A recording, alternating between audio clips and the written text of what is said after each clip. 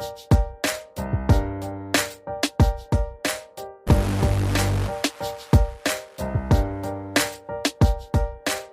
and welcome to episode 414 of the Money to the Masses podcast with your resident expert. As always, Damien Fay and me, Andy Leaks. Damien, welcome to... Why are you laughing? I'm laughing because we're in a slightly different setup. So if you've been following us on social media this week, you'll know that Andy has a lot of new toys. That we've basically built a new studio in Money to the Masses Towers, and it means that we can do a lot more video.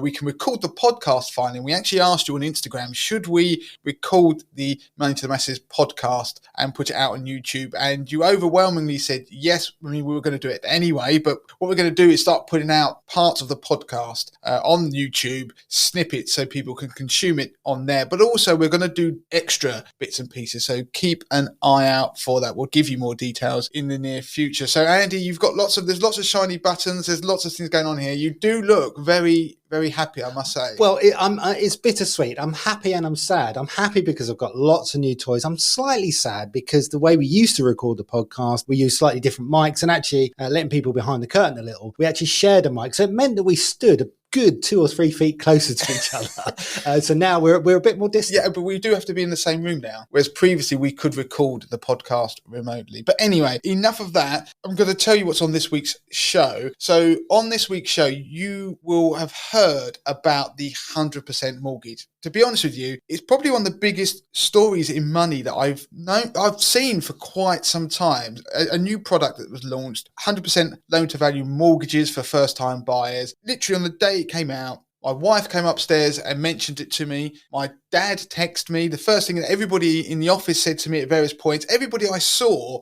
that day, even if they don't engage with money or know what I do for a living, we're talking about, have you seen that story about 100% mortgages? So I'm going to cover what this story is, the 100% mortgages for first-time buyers, the pros, the cons, and dig beneath the surface. Then I'm going to do a piece on investing. So I regularly change my portfolio on 80/20 Investor. So what I want to do is explain to people about having a watch list, so like a short list that you use to help you make decisions. It's something that I'd never really thought about in any great depth. I just do these things and suddenly realize that there is a definite process that I go through when I'm making changes or thinking about making changes to a portfolio over a period of time. So I want to give you some insight on that. And the other topic we've been talking about a lot in the office, Andy's going to deal with, and that's fixing energy bills. That's it. I'm going to do a short piece on energy bills, and I want listeners really to listen out for a few key dates that I'm going to explain, because people know there's the energy price cap. There's also the energy price guarantee. All of these things are coming into the mix in the next couple of months, and they're coming to a head. And so I'm going to explain what it means for consumers and whether it's going to be worth fixing in the coming months. Okay, so let's start with the first piece on the podcast this week, and it seems everyone's talking about it. 100% loan to value mortgages. Skipton have come out with one, but there's been sort of mixed views from people. What have we got? So it's important to understand the product. So even if you are not in the market for a mortgage, you will want to listen to this, because I can guarantee someone you know will be talking about this product, whether it would be your children who may be looking to get on the property ladder or somebody at work who's currently renting. So this product was launched by Skipton Building Society, and it's called the Track Record Mortgage. So the clue is in the title. They've created a product that is aimed at renters to help them get onto the property market by using their track record of paying rent and utility bills on time and consistently, and using that to determine how much they can borrow for a mortgage. Because you've got to think, a lot of people who are trying to get onto the property ladder and they're renting, they may struggle to save up a deposit because their rents are high. And one of the things you hear them say is, I can afford my rent, why can't I borrow money up to that equivalent amount in terms of their monthly payments? So if I can afford £1,500 a month in rent, why can't I get a mortgage that is £1,500 a month, and therefore the equivalent amount that you can actually borrow when you scale it up? So it's a reasonable question. And what's happened is that Skipton have decided to come up with this product. And the reason it was incredibly popular is because it is unique at the moment. So I say at the moment because I do think other banks, building societies may follow suit, because this isn't the first 100% mortgage. So a mortgage that requires no deposit at all. There are other ones out there. The products that exist at the moment that are the no deposit mortgages or the 100% loan to value mortgages that allow you to buy property without any deposit, they usually always require a family member or friend to put up some kind of financial guarantee. So it could be they have to put an amount of money into a savings account with that same institution. They earn a fixed rate of interest, but that is obviously tied in with your ability to borrow money from them. And is that money has to stay there, right? So the parent or the guarantor can't dip into that money. That's kind of like fixed. Yeah, the aim is that it's meant to be there for the period of time, and you're helping them on the property ladder, but you are having to give up some kind of flexibility. And of course, there are other types of mortgages that have a lot more potential onus put on to the people who are helping the person onto the property ladder. So they exist, but what's happened with Skipton, they've come out with this product. So what I'm going to do is go through the features of the product so people can understand how it works, and then obviously talk about who could be eligible for it, because not everyone will be. And I'm going to touch upon some of the T's and C's, the things that are in there that mean that it won't actually help as many people potentially as the headline suggests. So let's just kick off with it straight away. So it is a 100% loan to value mortgage, and the mortgage that you take out is a 5-year fixed deal, and the interest rate is 5.49%. Now, it's for first time buyers only, and the maximum mortgage amount is £600,000, and applicants have to be able to prove that they've paid rental payments for a set period of 12 consecutive months over an 18-month period, and the mortgage doesn't have any application or completion fees. And the other key thing is you can't apply for this mortgage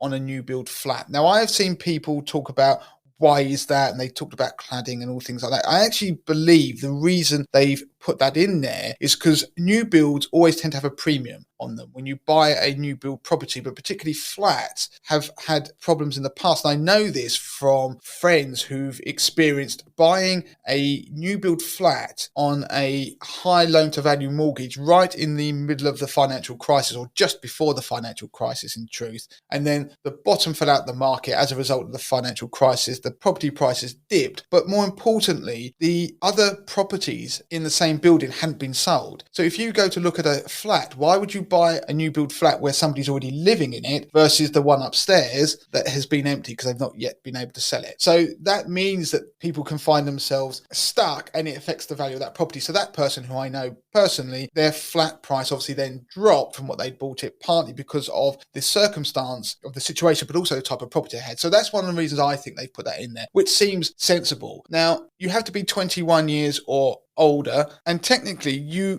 can use this product with a deposit as long as it's less than 5%. But obviously, the headline is that it's a 100% loan to value mortgage. Now, if you've missed any late payments or any credit card payments in the last 6 months, then you won't be eligible. And you also need to fulfill a criteria called a household to household criteria. Now, what this means is that you need to demonstrate that the household that's going to be on this new mortgage. So let's say you rent with a partner, that the two of you have met the bills and the rent payments on your existing rental property, and that will therefore be allowed when you're applying for this new mortgage. And that throws up something I'm going to come back to later on, which is one of the probably downsides to this. So one of the key things when it comes to this mortgage is that the amount you can borrow is in part dictated by the current rent that you pay. So they take the average of the last 6 months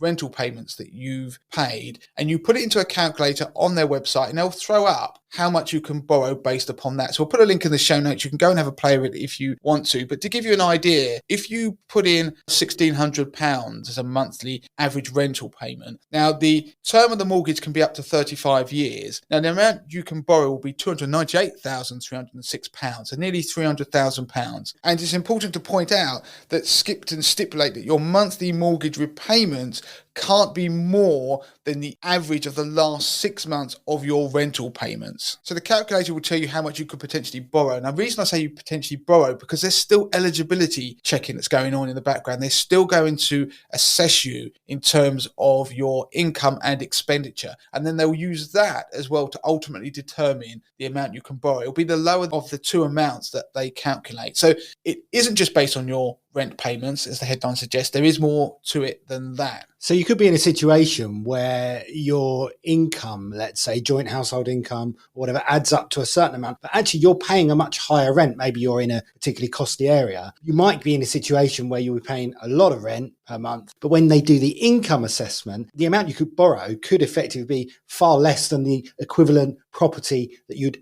ideally want. Yeah, so you won't be getting the mortgage necessarily. Now, your example leads on to another one. So that is the flip side. So you could have, for example, decided to go and live in a cheaper property, pay lower rent to try and save up a deposit. Then in theory, because your rental payments are lower than what you could probably afford to stretch yourself to, then when they use your rental payment to work out the ultimate mortgage level, and then they do the assessment of your income and expenditure, because you pay very low rent, that will therefore reduce the amount that you will ultimately be able to borrow. Similarly, if you live at home with your parents, which people often do to try and save up a deposit, then it won't help those people either. And the other group of people that it's debatable how it will work, lots of people will move into shared rental. So they may be shown with people they don't intend to buy with, then they similarly will have a problem with this mortgage. They will have to still demonstrate the fact that they were able to pay the bills or their share, certainly. And what you've got is if you have people where it's a shared rental property and they're going to buy a property together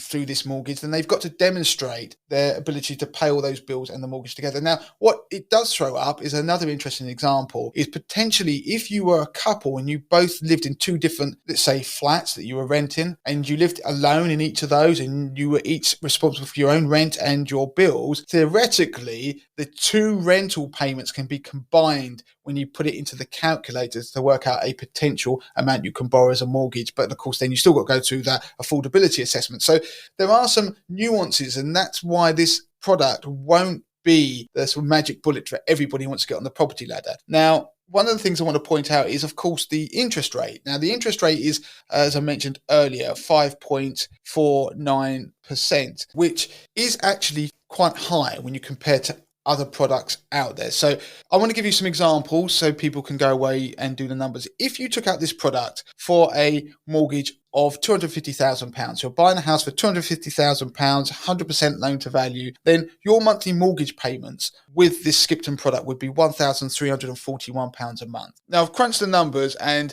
looked at if you had a 5% deposit and a 10% deposit and shopped around in the market to get the best mortgage deal elsewhere, not with Skipton. So if you had a 5% deposit, your monthly mortgage payments would drop to £1,129 a month, which is over £200 a month cheaper, and that's because your mortgage rate drops to 4.6%. Now, if you had a 10% deposit and again you shopped around in the market, you could get a mortgage with a rate of 4.42%. That's the best buy at the moment, and your monthly mortgage payments would drop to £1,053, which when you do the maths, that's almost £300 lower a month. Now, if you look at those numbers, what the Skipton product really does, it enables people to get onto the property ladder sooner, which would excite a lot of renters because it solves one problem. By the end of the 5-year period, what will happen is you will effectively own 5% of the property. You have repaid. This is a repayment mortgage. That's the other key thing. You'll have repaid some of your loans, so there will actually be 5% equity in the property. I'm assuming the property price remains the same. Now, this is another thing I've got to come back to. But assuming the property is still worth the same, you will have 5% equity in the property. If you'd have had a 5% deposit up front, you'd paid less a month. And of course, you will then, by the end of that 5-year period, have about 10% equity in the property. So my point is that you can get a cheaper mortgage if you have a 5% deposit saved up and you shop around elsewhere. But there will be people who may think, well, do you know what? I just want to get the property now, and in 5 years' time, they will effectively have a 5% stake in the property. So what it demonstrates is that there will be people who may think, oh, it'd be attractive to buy the property now with a 100% mortgage, but if you still get a 5% deposit up front, you save that first of all, then you'll be in a better position in 5 years' time. It's a choice whether people want to get on the market now or wait. Now, what I'm going to mention now is about the negative equity part. We did negative equity last week. That was a complete fluke that we did a whole piece on negative equity. Go back and listen to that part of the podcast from last week's show that Harvey did, a very good piece, because we are in a market now where the Bank of England is predicting that house prices could fall 10%. The market has proved more resilient than people had thought. I've just done a video on YouTube about house prices and where they might go in the future. If house prices fall, as people are predicting, then if you pay for a property with a 100% mortgage, you are immediately going to be in negative equity. Now, the one thing I will point out about this product is because they have a 5-year fixed term and it is a repayment mortgage, that does therefore reduce the potential for negative equity slightly, because as I said, after 5 years, you technically will have paid off 5% of the property price. So there's enough wiggle room there in effect over those 5 years for the property to fall 5% and you not to be exactly affected. Yeah, so but that's only 5%. So there is this issue with negative equity, which I think is a really big concern. So anybody attracted to this needs to think long and hard about whether they really want to get involved in a property with 100% loan to value. Because I know lots of people who've done that in the past and the market has fallen. And the thing is, we always talk about property prices generally, about how they rise or fall. But the UK property market is very nuanced. And so there are regions, or there were even, I think as recently as last couple of years, where I saw a presentation from somebody that was showing there were still places that were negative equity from the financial crisis, despite there being very buoyant house prices in other parts of the UK. So just because the headline numbers say house prices are going up doesn't mean house prices are going up in your area. So I do think that you have to think long and hard about taking out a product like this. It will be attractive to some people because of all the factors that I've said. If you are somebody who really can't get on the property market, you're struggling to save up a deposit, you don't have a rich mum or dad or friend who can help you by lending you money on a deposit or be a guarantor or some financial support to get one of the other types of mortgages out there, then this will definitely be attractive to you. But go in with your eyes open. The other thing is, of course, it sounds obvious to say, but I do think people don't always realise if they are buying a property that if you're renting, then you don't have to pay all the other costs when it comes to maintaining the property. Yes, you have deposits, but you don't have to repair everything. There's lots of costs that you're going to have to now include in your budgeting if you buy a property that you didn't before. So you need to factor all of that in. And so the 100% mortgage idea, I do think this has definitely got some attractions for people, but there are definite causes for concern. But there are people who also said, oh, this is like 2008 all over again. This is the financial crisis going to happen again as a result of all of this sort of seemingly, as the paper would say, excessive lending. And I don't think this is a cause for the problems in the housing market. This is a symptom of it. We've got to the stage where housing is unaffordable. Yes, we've got to talk about people building more houses, etc. There are things the government needs to do, but this sort of product is being born out of the situation people find themselves in when they can afford high rents but can't get a mortgage at a lower rate. So that is one of the things about this product. But I would point out that back in 2007, I bought my first house with a 95% mortgage, and the ability to therefore move up the property ladder was helped by the fact eventually that I did buy a property even at a 95% loan to value. I would never have bought a property with 100% mortgage. Back then they were 120% mortgages, and also back then you could get interest only mortgages, and I deliberately only went to 95% and had a repayment mortgage because I knew that worst case scenario, I could keep paying down the debt. Yes, my mortgage payment would be higher than my friend who'd be on interest only, but it meant that I would be able to get out of negative equity eventually by paying down the debt, assuming that the house price doesn't go to zero, which is obviously unlikely. So that is one of the things I think is built into the product. I like it. It is a repayment mortgage. But I wouldn't have taken a 100% mortgage and I wouldn't do it now. But my point is that back then, taking a higher loan to value is the only way you could get onto the property market. Now, the numbers I've given you, think long and hard before you look at the product like this. There are a lot of people it won't help. I don't think as many people will be helped by this product as the newspapers first thought.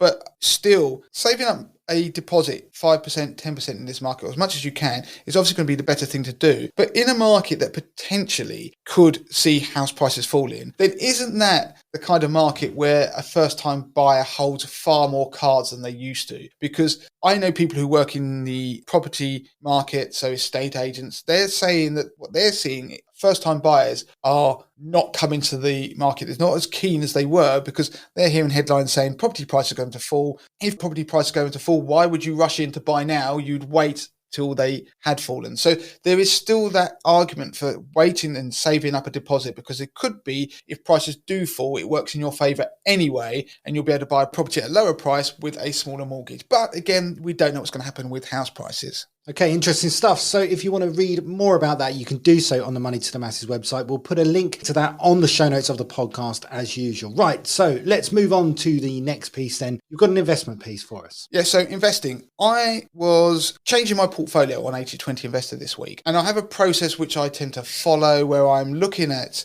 the funds I invest in, how the portfolio is doing. I don't always make changes month to month. I'm reviewing it as I go along. And now I touched upon this before the podcast where I talked about making fund switches. But one thing that I wanted to talk about today, to labour slightly, is the idea of a watch list. Now, by a watch list, what I mean is the funds or investments. So I'm looking at unit trusts. So we're talking funds here on my portfolio. But if you're looking at shares, it may be ETFs, you can still use the idea of a watch list where you can look at a range of investments, pull some down into a short list, and see how they perform with a view of making a decision. So in my process, what happens, I look at my portfolio from 1 month to the next. I'm looking at how it's performing. And so I look at the constituents, so each fund within that. And I don't make knee-jerk decisions, despite the performance might be great or poor 1 month to the next, because we get such quick transitions in markets. So it could be that the market thinks that the Fed is going to raise interest rates further, or they're going to cut them, or that it's going to be a recession. And you can see these things happen relatively quickly. The banking crisis was a good example. So in March,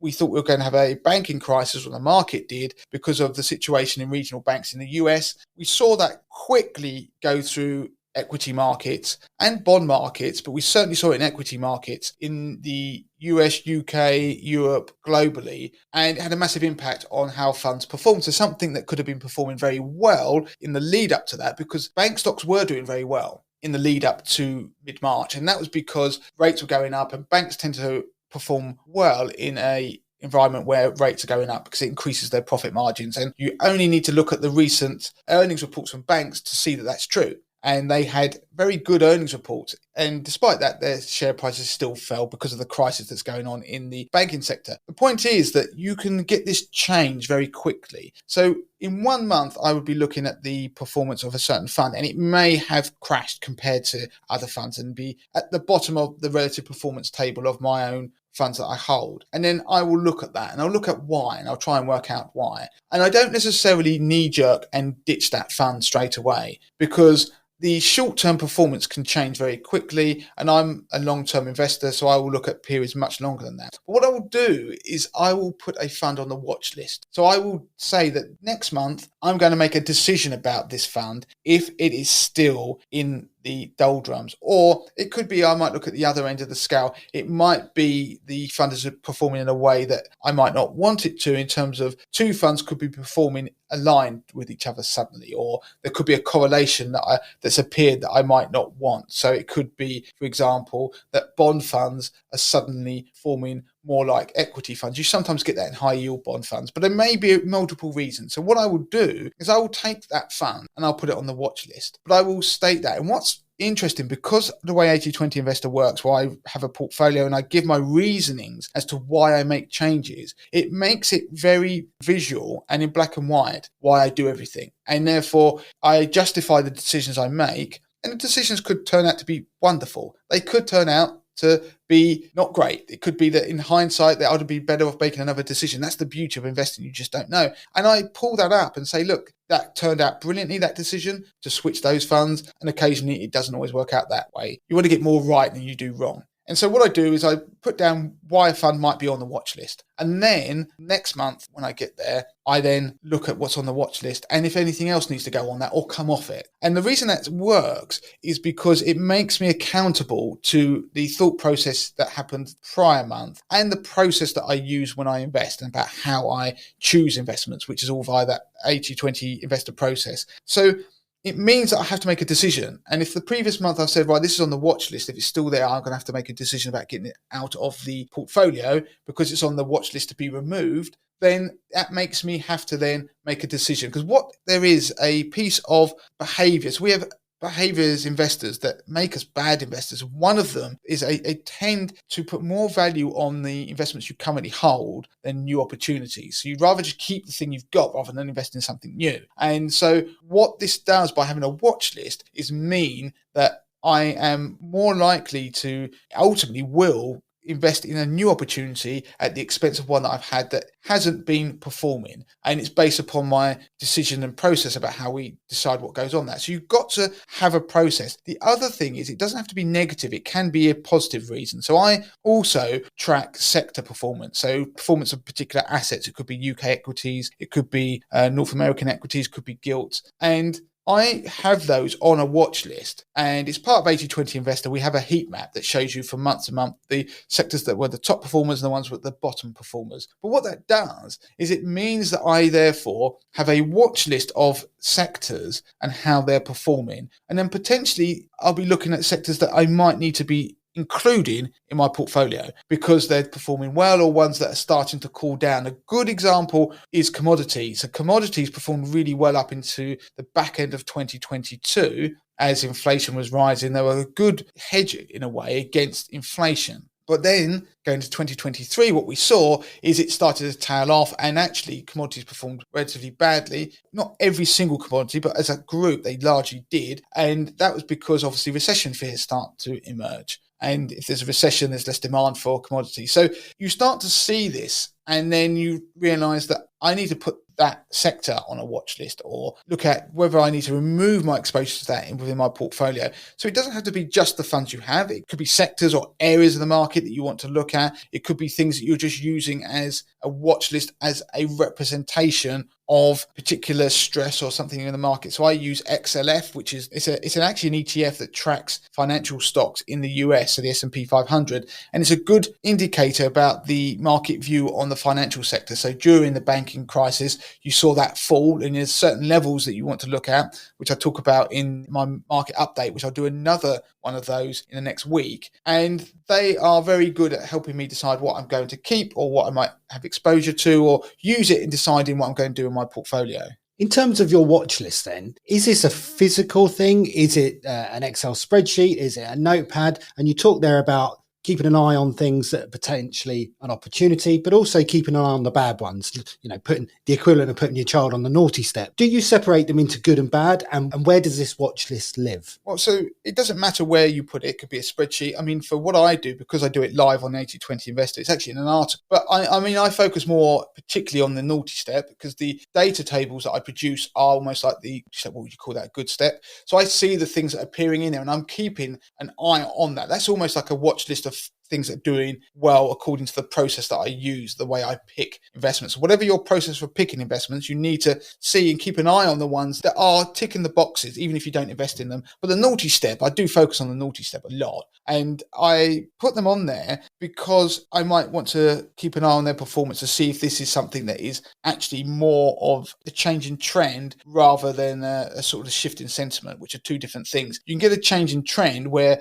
there is a dynamic change in the sort of macro backdrop that's happening. So interest rates could suddenly be cut. That would have a massive shift in what would drive investment markets. So the whole macro backdrop has changed. It was a bit like the Ukraine war when that happened. That was a geopolitical event, but it had a massive impact that suddenly it shifted a lot of what happened. So things went on that list and then you'd be like, yeah, I've got to then take action with them. So they exist. I keep an eye on them. There are good examples where things have been on the naughty step and then you think, right, I'm going to get rid of them. And then the very next month, they turn out to be the best thing that you hold and they perform the best. So that is what the naughty step or the watch list is for. So make sure that you think about that. You don't always have to make a decision drastically if you change a portfolio. You can do it over a period of time, not causing you to procrastinate, but making you justify decisions that you're following a process as to why something is on the naughty step, and then you decide to take it off or replace it. And also don't forget that you can phase out of things well. So if you've got investments, don't have to always be, I'm going out of this investment, I'm selling all of it. I often will drip out into new investments, new opportunities, because that then encourages you to look elsewhere outside of your existing portfolio. But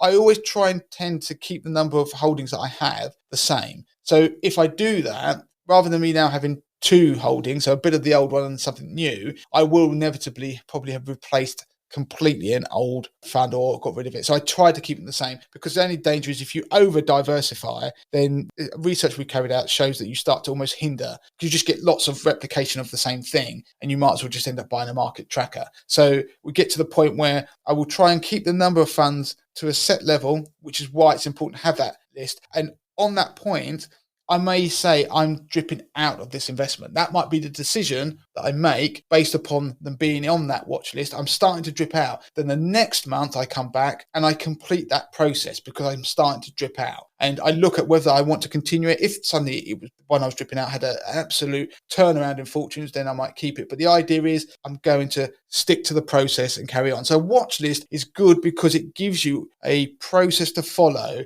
to make you make decisions that are based on some fundamentals, some objective facts, rather than being reactive and subjective. Okay, so let's move on to the final piece of the podcast then. We're going to be talking about energy prices and Cornwall Insight, who are the analysts that tend to release a lot of data and predictions around what's happening with energy in the coming months. We give them lots of coverage, don't we? They are so good. If they are the best people when you're looking at anything to do with energy markets and future price moves. And the thing is, they are good because they make these predictions, and then when it comes to fruition, they're almost bang on almost every time. So yeah, we can actually look at what they predict with some sort of certainty that this is likely to happen. So they've produced some new estimations on where the energy price cap, and I'll explain exactly what that is, where it will be in the coming months. And it's good news for consumers. That energy price cap is going down. Now, just to briefly touch on what the energy price cap is, that's not the same as the energy price guarantee. The energy price guarantee is the government subsidy that ensures energy prices remain at a certain level, irrespective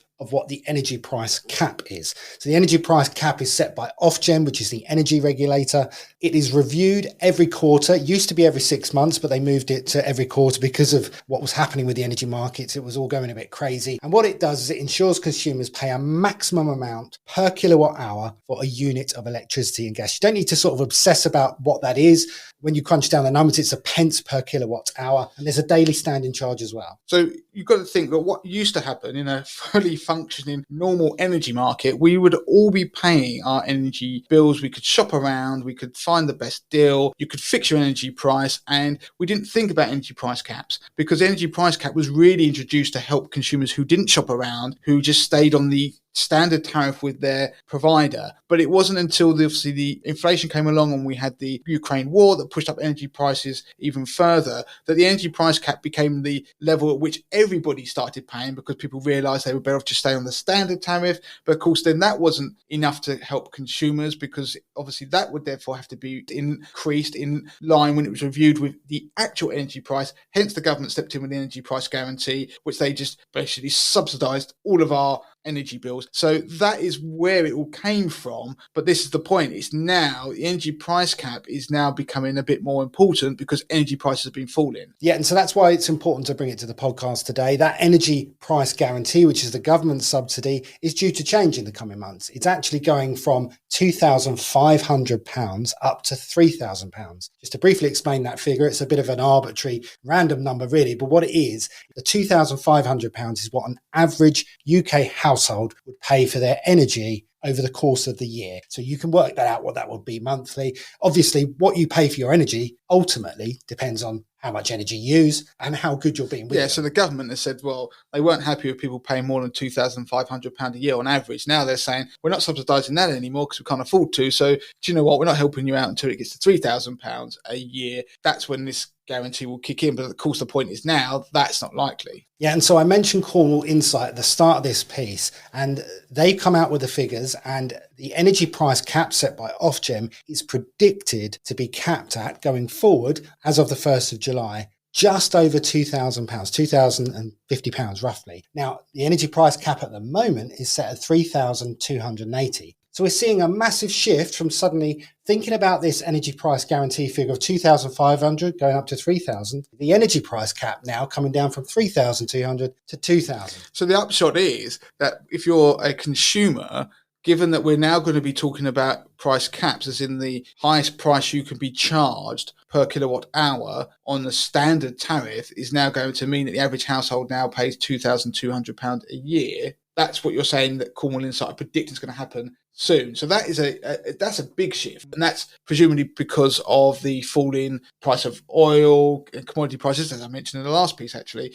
Yeah, that's right. So from the 1st of July, Cornwall Insight, I'll just pick you up on that. It's 2,050 rather than 2,200. But that's the figure that we're now looking at as the baseline, if you like, for your annual energy bills for the average UK household. So you've got around 6 weeks until these changes are likely to happen. That begs the question whether fixed price energy tariffs are going to be a thing of the future. So what we're saying to you is keep in mind energy prices are going down. Switching energy providers may be something you want to consider going forward. Keep an eye on what's happening with those energy prices. The easiest way to do that, to be honest, is to bookmark the article that we've written on the Money to the Masses website. We'll put a link to it in the show notes, because as the predictions are coming through, we're going to update. We've got a lovely little image that you can see in that article that predicts the line. I would say that Andy says it's lovely because he drew it. You created it, and it is a very lovely image, but it shows you what the prediction is, doesn't it? And so we'll update that. That's right. It's a very easy image that you can see. You can see where the line's at effectively, where the predictions are. Just be aware of, though, because this is key, that the energy price cap set by Ofgem only applies to the default standard variable tariff. It doesn't impact fixed price deals. So once you've fixed in,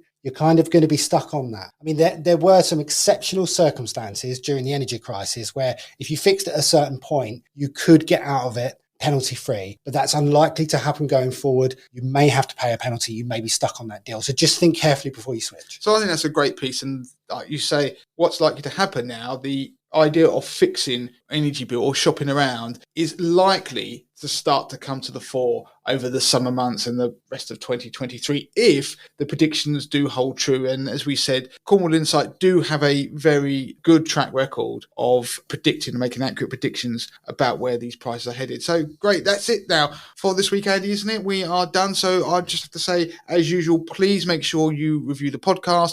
We haven't had many reviews of late, so I'm very disappointed. Keep Andy and I motivated, as well as the team, by going on there and giving us a glowing 5-star review. So please make sure that you do that. If you've not done it ever, if you've not done it recently, then do it again and write something very nice. We'll likely read the best reviews out and you could win a Money to the Masses mug. Don't forget to join our Facebook group, facebook.com/groups/Money to the Masses, and do follow us on all our social channels. One last thing I will mention actually is the train strikes that have happened this week. We have updated our article on the compensation and refunds you're entitled to regarding single train tickets, concerts you didn't make it to, if you didn't make it to Eurovision, for example, or season tickets. We'll put a link to that in the show notes as well. It's all in there. And we also shared all of that on our social channels. So I think that's it, Andy. All that's left for me is to say until next time. Until next time.